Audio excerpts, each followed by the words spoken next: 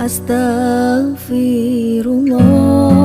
Alhamdulillahilladzi nahmaduhu wa nasta'inuhu wa nastaghfiruh. Wa na'udzu billahi min syururi anfusina wa sayyiati a'malina. May yahdihillahu fala mudilla lahu wa man yudlil fala hadiya lahu. Asyhadu an la ilaha illallah wahdahu rabbi la syarika lahu. Wa asyhadu anna Muhammadan abduhu wa rasuluhu alladzi la nabiyya ba'dah. Faqala Allah azza wa jalla fi muhkami tanzilihi ba'da a'udzu billahi minasy syaithanir rajim. Ya ayyuhalladzina amanu taqullaha haqqa tuqatih wa la tamutunna illa wa antum muslimun. Ya ayyuhalladzina amanu taqullaha wa qulu qawlan sadida yuslih lakum a'malakum wa yaghfir lakum dhunubakum wa man yuti'illaha wa rasulahu faqad faza fawzan 'azima. Ya ayyuhan nasu taqu rabbakumul ladzi khalaqakum min nafsin wahidah wa khalaqa minha zawjaha wa bassa minhuma rijalan katsiran wa nisaa'a wattaqullaha alladzi tasaaluna bihi wal arham innallaha kana 'alaikum raqiba. Amma ba'du fa inna asdaqal hadithi kitabullah wa khairal huda huda Muhammadin sallallahu alaihi wasallam wa syarrul umuri muhdatsatuha wa kullu muhdatsatin bid'ah wa kullu bid'atin dhalalah wa kullu dhalalatin finnar. Ajalinillah wa iyyakum minal bid'ah wadh dhalalati wan nar. Ma'asyiral muslimin, sidang jamaah Jumat yang dimuliakan Allah Subhanahu wa taala, usikum wa nafsi bitaqwallah. Marilah kita senantiasa meningkatkan ketakwaan kita kepada Allah Subhanahu wa taala, dan tentunya memperbanyak salawat kepada Rasulullah sallallahu alaihi wasallam di hari Jumat ini.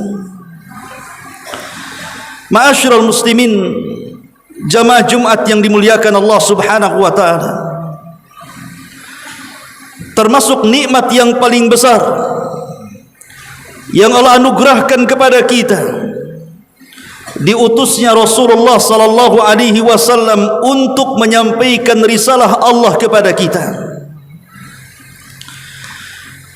Dan dengan diutusnya Nabi sallallahu alaihi wasallam untuk kita kaum muslimin membuka semua jalan-jalan menuju surga ataupun jalan-jalan yang menjauhkan kita dari neraka. Bahkan tidak ada satupun jalan yang bisa memasukkan kita ke dalam surga kecuali Nabi sallallahu alaihi wasallam telah menjelaskannya. Sebagaimana tidak ada satu jalan yang menjerumuskan kita ke dalam neraka pun sudah dijelaskan oleh Nabi sallallahu alaihi wasallam. Artinya apa yang disampaikan Rasul sallallahu alaihi wasallam kepada kita sudah sempurna. Termasuk di dalamnya akidah, ibadah dan juga akhlak yang mulia yang Nabi sallallahu alaihi wasallam katakan, bu'itsu li utammima makarimal akhlak. Aku diutus untuk menyempurnakan akhlak manusia.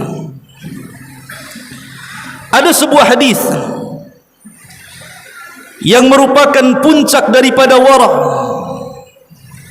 bahkan puncak daripada akhlak yang mulia.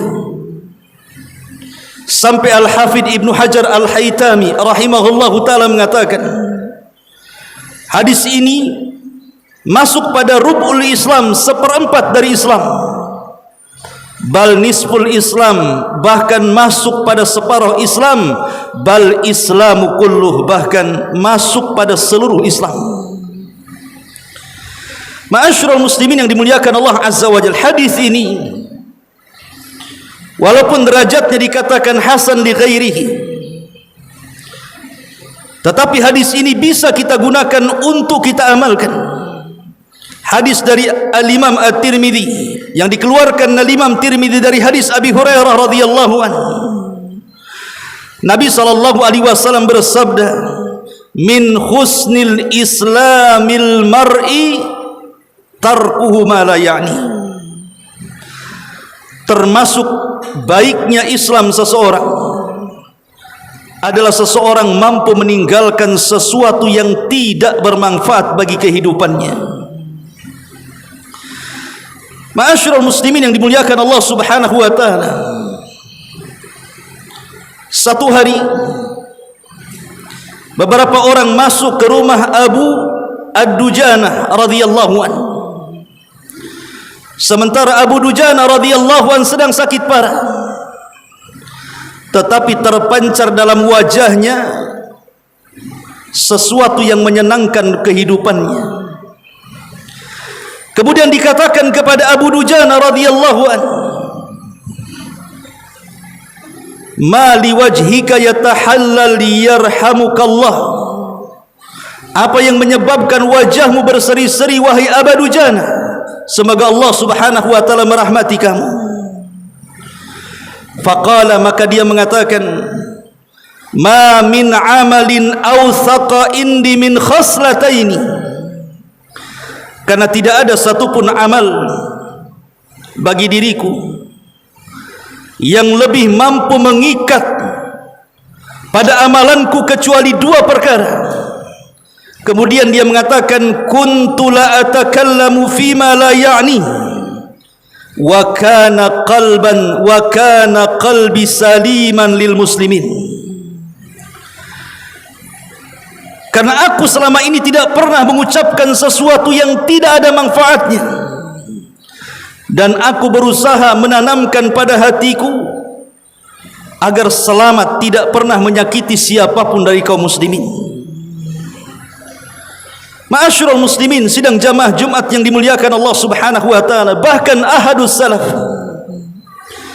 salah seorang ulama salaf, dikisahkan dia satu hari menceraikan istrinya. Kemudian padahal istrinya salehah, tapi tentu alasannya kita tidak tahu kenapa dia menceraikan istrinya. Kemudian dikatakan kepadanya, "Lima tutalliqha, kenapa engkau menceraikannya wahai fulan, wahai imam?" Kemudian dia mengatakan, "Mali walil kalam an imra'atin, mali walil kalami an imra'atin, faman hasuna islamul mar'i tarkuhu ma la ya'ni." Buat apa engkau bicara soal istri yang sudah kuceraikan? Bukankah baiknya Islam seseorang itu ketika meninggalkan sesuatu yang tidak bermanfaat bagi hidupnya? Seolah-olah dia mengatakan, kenapa engkau ikut campur urusan orang? Makanya Imam Hasan Al-Basri rahimahullahu ta'ala sampai mengatakan, min alamati i'radillahi 'anil 'abdi an yaj'ala syughluhu fima la ya'ni. Termasuk tanda-tanda seseorang berpaling dari Allah adalah ketika menjadikan kesibukannya dia gunakan untuk sesuatu yang tidak ada manfaatnya. Dan juga Dhunnun atau Yunus ibn Mattah alaihi salam mengatakan, man takallafa ma la ya'ni dhayya'a ma ya'ni.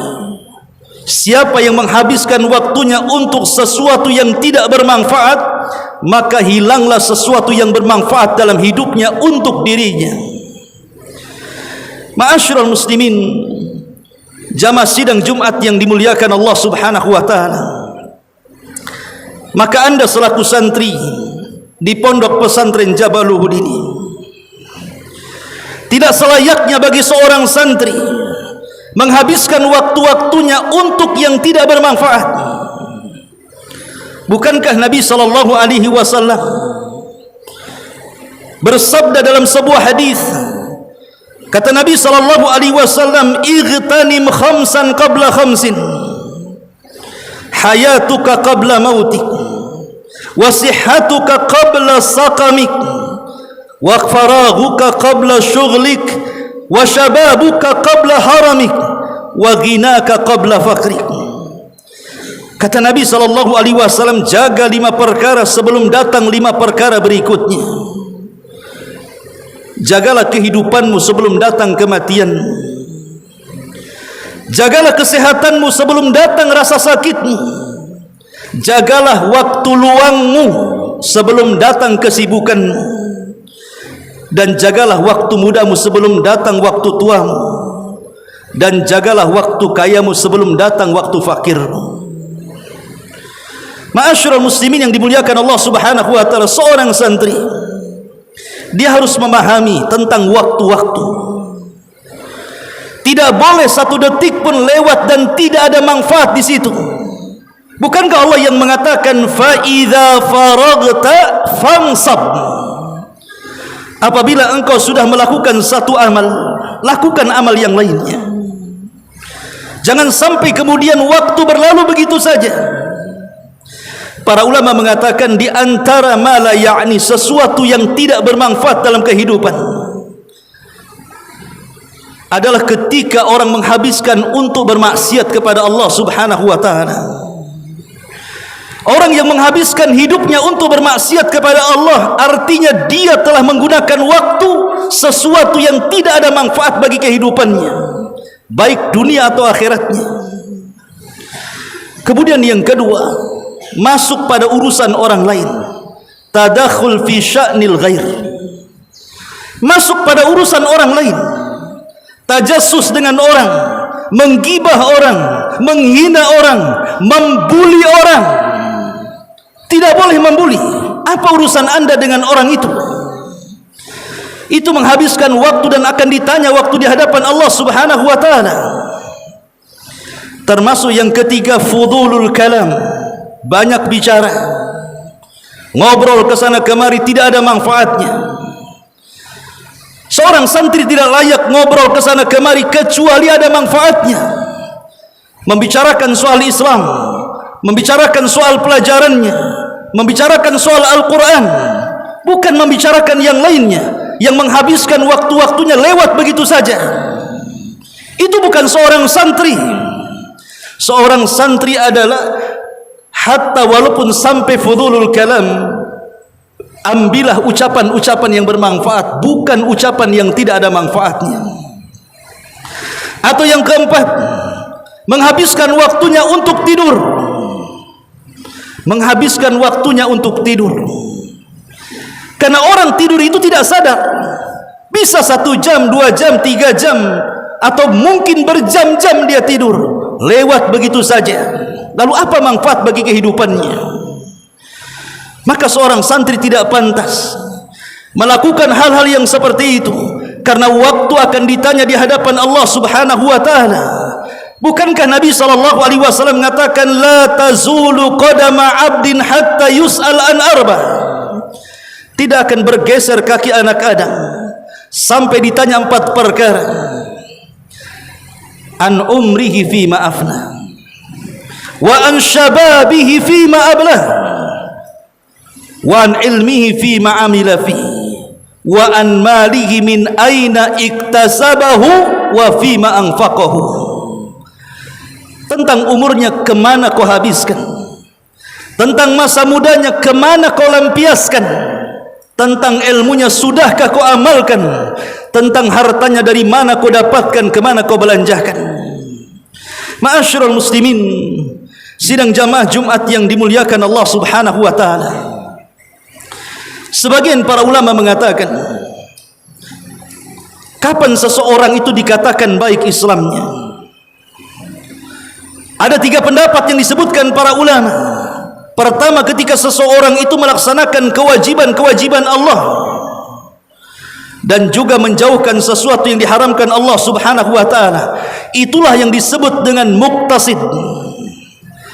Yang Allah Subhanahu wa taala katakan, "Tsumma awrasnal kitaba alladziina astafaina min ibadina, faminhum zalimun li nafsihi, wa minhum muqtasid, wa minhum sabiqun bil khairati biiznillah."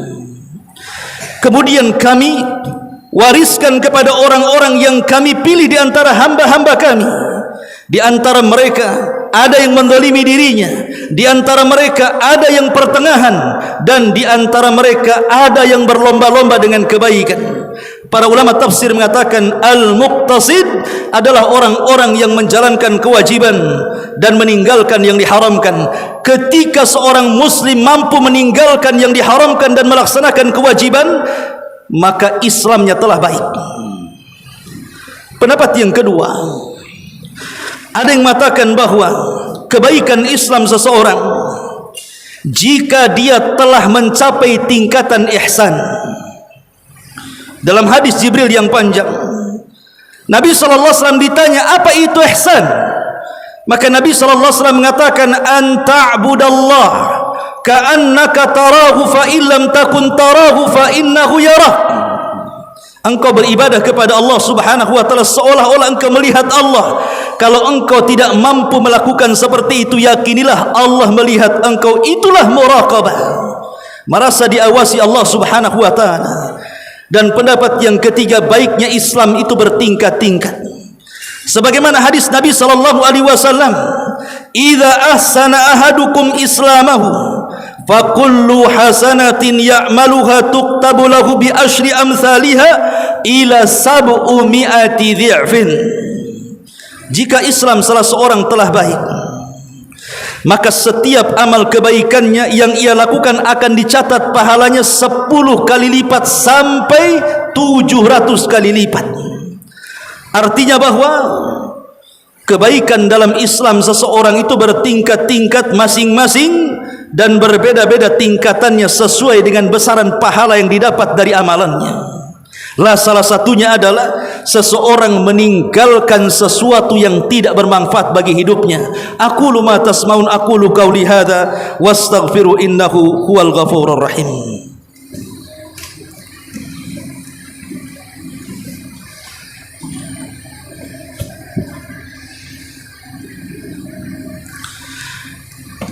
Bihamdillahi wassalatu wassalamu ala Rasulillah wa ala alihi wa sahbihi wa mawalah wa la hawla wa la quwwata illa billahi wa ba'du. Ma'asyiral muslimin, ittaqullaha haqqa tuqatih wa la tamutunna illa wa antum muslimun. Abdullah ibn Mas'ud radhiyallahu an minas sabiqin al-awwalin, beliau mengatakan, inni la akrahu ar-rajula